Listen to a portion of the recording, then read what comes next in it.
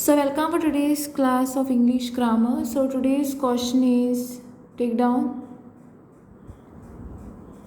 class 9th English grammar it is. Filling the blanks by choosing the correct verb form from the alternatives given below each sentence. It is consisting of 4 marks. Okay. Raju dash in Vasco City.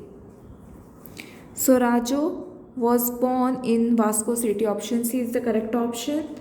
Moving towards the next question. You dash meddle with the books on the shelf. You must not meddle with the books on the shelf. Okay.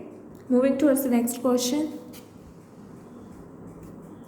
Okay, by the time I reached his house, he dashed to bed.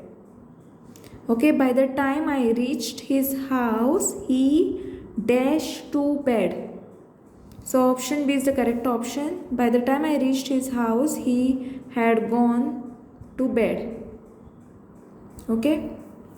Next question is, I dash jogging every morning at 7 a.m.